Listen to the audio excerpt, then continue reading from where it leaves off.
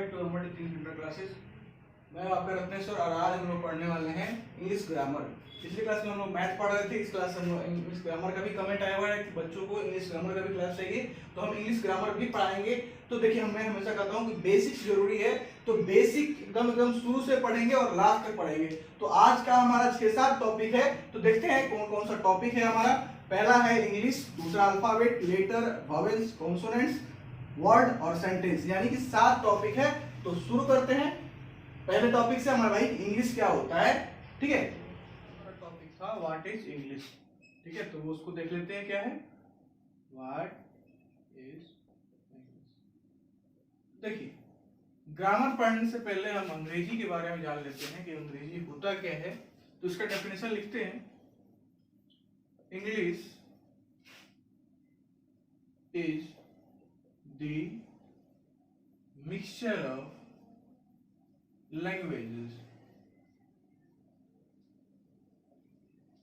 यानी कि भाषाओं के मिश्रण को हम अंग्रेजी कहते हैं। तो इसका हिंदी लिखते हैं आपको कि अंग्रेजी किसे कहते हैं,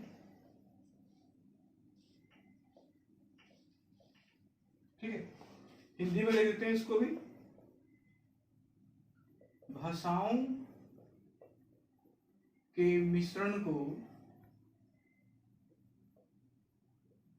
अंग्रेजी कहते हैं,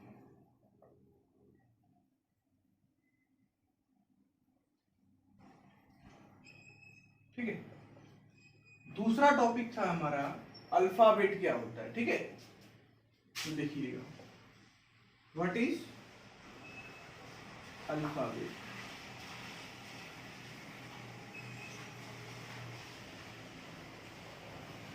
देखिए, अल्फाबेट जो है हिंदी में इसको वर्णमाला कहते हैं, लेकिन हिंदी का वर्णमाला अलग है और इंग्लिश ग्रामर का वर्णमाला अलग है। तो हिंदी व्याकरण में जो है आप लोगों का, उसमें वर्णमाला में स्वर और व्यंजन की संख्या अलग अलग है। इसमें स्वर और व्यंजन की संख्या 5 इसमें स्वर होते हैं, यानी कि वॉवेल्स, और जो बच गया आपका 21 नंबर, तो 21 जो बच गया 21, वो हो जाते हैं आपको कॉन्सोनेंट्स, यानी कि व्यंजन हो जाते हैं। तो पहले जान लेते हैं कि भाई अल्फाबेट क्या होता है, यानी कि वर्णमाला किसे कहते हैं।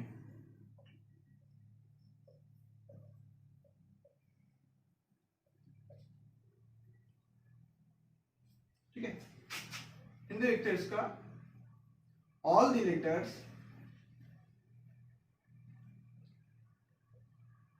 from A to Z, from A to Z are called alphabet.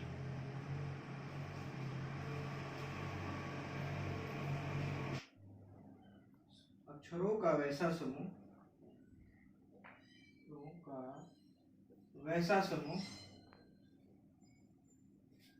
जो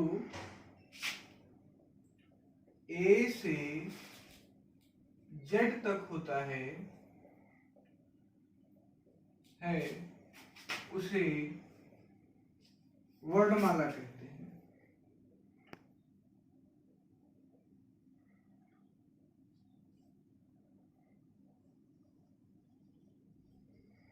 देखिए, इसको लिख के बताने में तो काफी समय लग रहा है। हम एक काम करते हैं, इसको लिख देते हैं अगली बार से और सीधे आपको समझा देंगे, ठीक है। हम बगल में जाते हैं, जो बच्चे पुश करके इसको लिखना चाहते हैं पुश करके लिख सकते हैं। हमारा लेटर्स, तो देख लेते हैं लेटर की चीज। लेटर मींस होता है अक्षर, ठीक है। डिफाइन लेटर्स, पता है अक्षर किसे कहते हैं। तो देखिए, अक्षर वह सबसे छोटी इकाई है जिसका प्रयोग कर हम कोई अंग्रेजी या हिंदी शब्द लिखते हैं।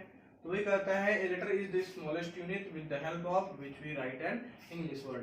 तो आपका यही डेफिनेशन लिखा हुआ है। आगे देखते हैं एग्जाम्पल में। तो हम बताएं भी अक्षर वह सबसे छोटी इकाई है इसका प्रयोग कर हम कोई अंग्रेजी शब्द लिखते हैं, ठीक है। देखेंगे, तो अक्षर अगर नहीं हुआ आपके पास तो आप कुछ भी नहीं कर सकते, कुछ भी नहीं लिख सकते। मान लीजिए आप लिखते हैं काऊ, ठीक है, या फिर डॉग, तो ये तीनों अलग अलग लेटर मिला के एक मिला दिए तो एक क्या बन गया, शब्द बन गया। और ये भी मिला दे, अगर ये अक्षर होता ही नहीं तो आप क्या शब्द का निर्माण कर पाते, बिल्कुल भी नहीं कर पाते, ठीक है। तो आगे अगला टॉपिक है हमारा वॉवेल्स यानी कि स्वर किसे कहते हैं। जैसे स्वर जो है इंग्लिश ग्रामर में अलग होता है, उसकी संख्या 5 है, और आपको हिंदी व्याकरण में यानी कि हिंदी ग्रामर में अलग है, उसकी संख्या अलग है।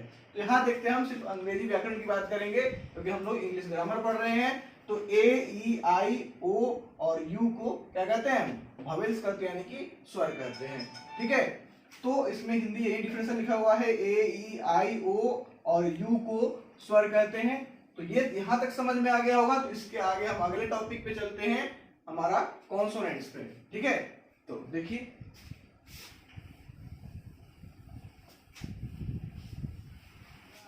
आपका है डिफाइंड कॉन्सोनेंट्स यानी कि व्यंजन किसे कहते हैं। तो देखिए हम लोग का जो वॉवेल्स था ए ई आई ओ यू, उसको सिर्फ वॉवेल्स कहते हैं। ठीक है, तो बस उसका उल्टा कर दीजिए, पूरा ए से लेकर जेड तक कितना हो गया हमारा, पूरे कितना होता है अक्षर, पूरा मिला के 26। ठीक है, तो इसमें से हम निकाल दिए ए ई आई ओ और यू, कितना हो गया हमारा 5। तो इसमें से हम 5 निकाल दिए, कितना बचा हमारा 21, 21। ठीक है, तो 21 क्या हो गया हमारा, कॉन्सोनेंट्स हो गया। तो हमें वो कॉन्सोनेंट डेफिनेशंस को याद करने की जरूरत ही नहीं है, सिर्फ ये इतना याद रखिए कि ए ई आई ओ और यू को अगर हम वॉवेल कहते हैं तो उसको अगर छोड़ देंगे तो बाकी सब कॉन्सोनेंट्स हो जाएगा। तो वही डेफिनेशन लिखा हुआ है। ठीक है, ऑल द लेटर्स एक्सेप्ट ए ई आई ओ और यू आर कॉल्ड कॉन्सोनेंट्स। ठीक है, तो अगला है हमारा डिफाइन वर्ड। अब हम समझेंगे कि भाई हम शब्द समझ लिए, सॉरी अक्षर समझ लिए, उसके बाद आपका वॉवेल समझ लिए यानी कि स्वर समझ लिए, व्यंजन समझ लिए। अब हमारा बारी आता है कि शब्द किसे कहते हैं। ठीक है, तो शब्द वो होता है कि अक्षरों का वैसा समूह, मान लीजिए कि आप अक्षर क्या किए, ग्रुप बना दिए, उसका समूह बना दिए। ठीक है, लेकिन उसका कुछ मतलब ही नहीं निकलता है, तो उसको हम शब्द किसी भी कीमत पे नहीं कह सकते हैं। शब्द उसी को कहेंगे जिसका मतलब निकलता है। जैसे कि मान लीजिए यहां हम एक लिखते हैं कि पी ई एन, आपको पता है पेन में क्या होता है, कलम होता है। तो ये इसका मतलब तीनों का तीनों एक पी अलग अक्षर है, ई अलग अक्षर है और एन अलग अक्षर है, तीनों अलग है। इसको तीनों को हम मिलाने से क्या एक सही मतलब निकलता है, इसको हम शब्द कहेंगे। अब मान लीजिए ई पी एन लिख देते हैं। ठीक है, तो ई भी तो अक्षर है, पी भी अक्षर है, एन भी अक्षर है, तो क्या इसको हम शब्द कहेंगे, इसका कुछ मतलब निकलता है, मतलब नहीं निकलता है, तो हम इसको शब्द किसी कीमत पे नहीं कर सकते हैं। तो देखिए a group of letters which makes a complete sense is called word। अक्षरों का वैसा समूह जिसको मतलब जिसका सही या पूरा अर्थ निकलता हो उसी को शब्द कहेंगे, किसी और को शब्द हम नहीं कर सकते। मान लीजिए एक और डिफिनेशन देते हैं, सॉरी एग्जांपल देते हैं, गॉड लिखा हुआ है। ठीक है, गॉड, गॉड मीन्स क्या होता है, भगवान। अब लिख देते हैं यहाँ O D G, O D और जी, तो ये भी तो आपका अक्षरों का समूह है, लेकिन इसका कोई अर्थ निकलता है, बिल्कुल नहीं निकलता है, तो इसको हम शब्द नहीं कर सकते हैं, इसको कहेंगे, इसको हम नहीं कर सकते हैं। ठीक है, तो इसको एग्जाम्पल में लिख लीजिएगा, जो बच्चे लिखना चाहते हैं बीच में पूछ करके लिख सकते हैं। हमारा सेंटेंस, ठीक है, सेंटेंस में होता है वाक्य। देखिए सेंटेंस में और शब्द में बस इतना ही फर्क है कि उसमें ग्रुप ऑफ लेटर्स होता है यानी कि अक्षरों का समूह होता है। यहाँ क्या है, ग्रुप ऑफ वर्ड्स होगा आपको, यानी कि शब्दों का समूह होगा। उसमें था कि अक्षरों को मिलने से शब्द बन रहा था, यहाँ क्या है कि शब्दों के मिलने से वाक्य बनेगा। ठीक है, तो वही है, मतलब डेफिनेशन वही है, वर्ड और a group of words which makes a complete sense is called sentence. शब्द या शब्दों का वैसा समूह जिसका सही या पूरा अर्थ अगर निकलता हो तो उसको क्या कहेंगे, हम लोग शब्द कहेंगे। जैसे कि मान लीजिए, जैसे कि पहले वाला एग्जांपल लेते हैं, हम वर्ड का एग्जांपल लेते हैं, वर्ड यानी कि शब्द का एग्जांपल लेते हैं, तो वो क्या कहता है कि सेम कंडीशन था कि उसमें भी अगर शब्द का मतलब अर्थ नहीं निकलता है किसी भी आप ग्रुप ऑफ वर्ड्स लेटर्स का, तो आप उसको वर्ड नहीं कहेंगे यानी कि शब्द नहीं कहेंगे। उसी प्रकार इसमें सेंटेंस में भी है, यानी कि वाक्य में भी सेम है। तो पहले वर्ड्स देख लेते हैं हम, तो कहता है, तो दूसरा डिफिनेशन लेते हैं, कहता है मैन। ठीक है, मैन मीन्स क्या होता है, आदमी। अब हम लिख दें ANM, ये क्या हुआ, कुछ भी नहीं हुआ, तो इसको हम क्या कहेंगे, शब्द कहेंगे, इसको नहीं कहेंगे। तो सेम कंडीशन इसमें भी अप्लाई होता है कि ग्रुप ऑफ लेटर्स इसमें होना चाहिए तो इसको शब्द कहेंगे, इसमें ग्रुप ऑफ वर्ड्स होना चाहिए तो इसको हम क्या कहेंगे, सेंटेंस कहेंगे। जैसे कि देखिए कहता है Mohan is a boy, Mohan एक लड़का है, ए मोहन बॉय। तो देखिए उल्टा पुल्टा हो गया, तो ये आपका सेंटेंस नहीं होने वाला है, वाक्य नहीं होने वाला है। ये वाला आपका वाक्य होगा, क्यों? क्योंकि इसका सही अर्थ निकलता है कि मोहन एक लड़का है। ये कहता है कि है एक मोहन लड़का, क्या मतलब? कुछ नहीं हुआ। ठीक है, तो आप उल्टा फुल्टा वाक्य नहीं बना सकते, ये गलत हो जाएगा। अब हमारा आता है क्या, इसको आप सेंटेंस वाले का एग्जाम्पल में इसको लिख लीजिएगा। इसको, ये तो वर्ड का है, इसको मत लिखिएगा। ठीक है, इसको लिख लीजिएगा इसके बाद। अब आगे आता है कि इसका कितने प्रकार हैं, कितने काइंड्स होते हैं। तो पहला आता है आपका असर्टिव सेंटेंस, दूसरा है इंटरोगेटिव सेंटेंस, तीसरा है इंपरेटिव सेंटेंस, चौथा है आपका ऑप्टेटिव, और पांचवा है एक्सक्लेमेटरी सेंटेंस। ठीक है, तो इसको हम अब बारी बारी से डिफाइन करेंगे। तो इसको लिखना है, वो बीच में पोस्ट करके लिख लीजिए, हम साइड में हट जाते हैं।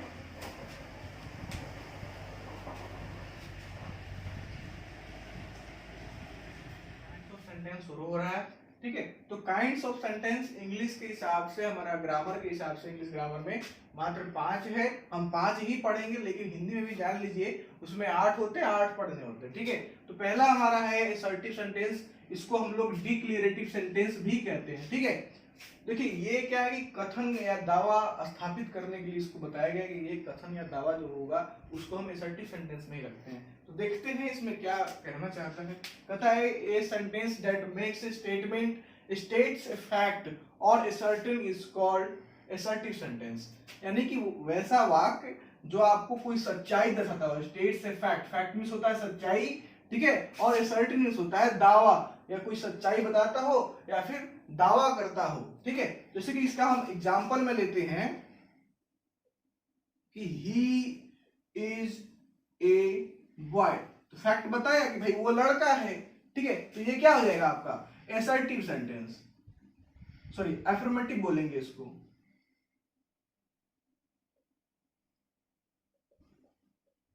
इसमें क्या होता है कि असर्टिव या डिक्लेरेटिव सेंटेंस दोनों तो एक ही है।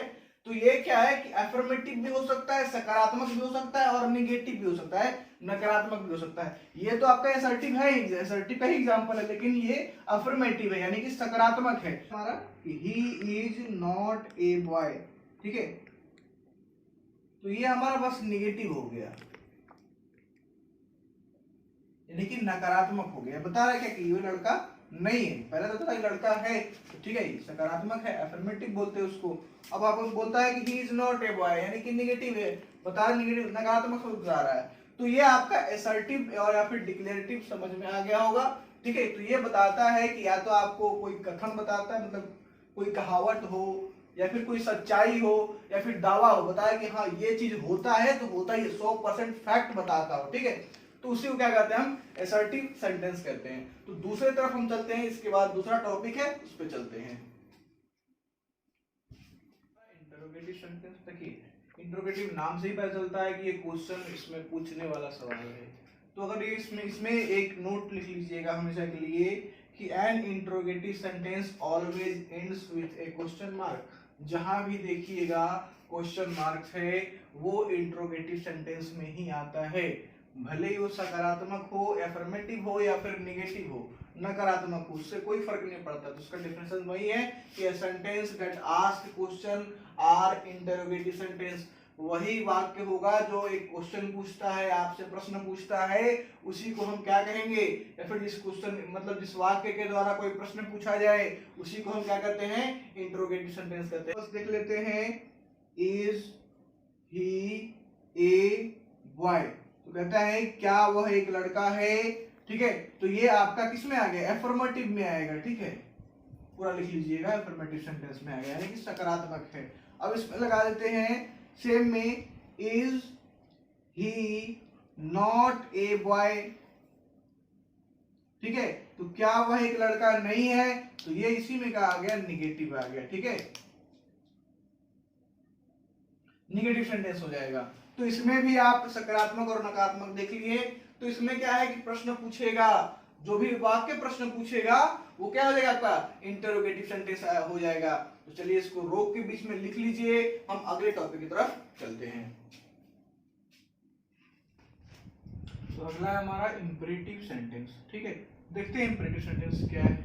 कहता है sentence that expresses an order, entreaty और a piece of advice is called imperative sentence. ठीक है, जिस वाक्य से आज्ञा, विनती, सलाह या भाव प्रकट होता है उसे इंपेरेटिव सेंटेंस कहते हैं। लेकिन इसमें ध्यान रखने वाली बात यह है कि इसका शुरुआत वर्ब वन से होता है, V1, इसको हम लोग पूरा पूरा वर्ब वन कहते हैं। ठीक है, ये उसमें please, kindly, don't, never, always ये सब लगा हुआ रहता है। ठीक है, और प्लस वर्ब वन भी होता है। जैसे कि मान लीजिए आपसे सॉरी आपको किसी और से कुछ मांगना हो, जैसे कि मान लीजिए आप अपने दोस्त से पेंसिल मांगना चाहते हैं, तो थोड़ा बोलेंगे जल्दी दो, अभी दे ही दो, ऐसे नहीं मांग सकते ना।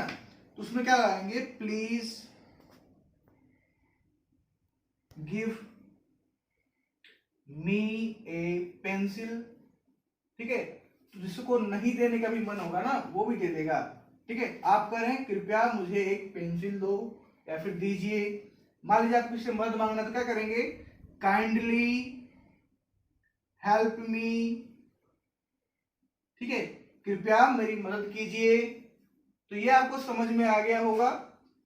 इसके बाद अगला टॉपिक पे चलते हैं। हमारा चौथा नंबर ऑप्टेटिव सेंटेंस। ये क्या करता है, a sentence that expresses some cause, blessings, prayer, wish और desire is called optative sentence। ठीक है, जिस वाक्य से साफ, आशीर्वाद, प्रार्थना या इच्छा का भाव व्यक्त होता है उसे ऑप्टेटिव सेंटेंस कहते हैं। इसमें ध्यान रखने वाली बात क्या है कि प्रायः इसका शुरुआत मैं, अब देखिए मैं मिस बकरी वाला मैं या ये फिर नहीं है, अप्रैल में ये कुछ नहीं है। मैं मिस होता है हम दुआ करते हैं, ठीक है, से होता है और समाप्त फुल स्टॉप से होता है। यानी कि लास्ट में जो लोग कोई भी शब्द हिंदी में लिख के या फिर इंग्लिश में लिख के फुल स्टॉप देते हैं लास्ट में, उससे होता है। ठीक है, जैसे कि मान लीजिए एग्जांपल में हम क्या लेते हैं कि may you win the race. ठीक है, मैं ऐसा दुआ करता हूं कि आप ये दौड़ जीत जाएं या फिर जो भी आप काम कर रहे हैं वो उसमें आपको जीत हासिल हो। May you get success. आप जो काम कर रहे हो उसमें हम दुआ करते हैं आपसे कि उसमें आपको सक्सेस हासिल हो। ठीक है, तो ये सब उसके लिए लगाया जाता है। तो ये आपका ऑप्टेटिव सेंटेंस भी क्लियर हो गया। इसके बाद एक लास्ट है आपका एक्सक्लेमेटरी सेंटेंस। ठीक है, जो बच्चे लिखना चाहते हैं बीच में पॉज करके लिख लीजिए। टॉपिक है हमारा एक्सक्लेमेटरी सेंटेंस।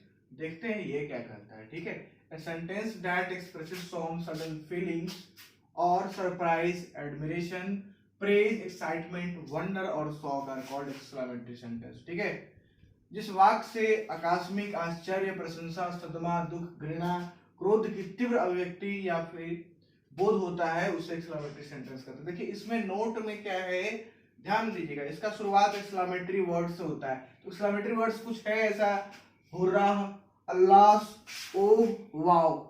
इसके अथवा इसके वाक्य में एक्सक्लेमेटरी चिन्ह का होना आवश्यक है। भाई एक्सक्लेमेटरी चिन्ह होता कैसा है, एक्सक्लेमेटरी चिन्ह होता है एक लाइन ऊपर से नीचे खींच दीजिए और एक यहाँ नीचे बिंदु दे दीजिए, इसी को एक्सक्लेमेटरी चिन्ह कहते हैं। ठीक है, एक्सक्लेमेटरी साइन वही है।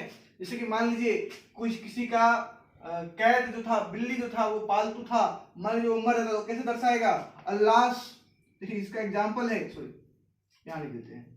एग्जाम्पल में ALASH मतलब कहाँ गया इसमें, ये रहा अल्लाह, इसमें एच छूट गया है। Last my cat is dead. ठीक है, उसको दुख हो रहा है। ठीक है, मान लीजिए किसी का पर्स खो जाता है, oh exclamatory sign, oh I lost my purse. Wallet, ठीक है, वॉलेट मिस होता है पर्स। तो यहां तक आप लोगों को समझ में आ गया। ठीक है, अगर आपको लगता है आपको वीडियो समझ में आ रहा है तो इस वीडियो को लाइक कीजिए, सब्सक्राइब कीजिए और अपने दोस्तों तक शेयर कीजिए ताकि वो भी इस पढ़ाई का आनंद ले सके। ठीक है, तो इसके बाद अगले वीडियो में इसके आगे हम पढ़ाएंगे आपको सब्जेक्ट एंड प्रेडिकेट। ठीक है, उसके आगे और भी बहुत सारे वीडियोस बनेंगे। तो ये लगातार आपका चलते रहेगा जब तक आपका पूरा ग्रामर खत्म नहीं हो जाता है। ठीक है, थैंक्स फॉर वॉचिंग।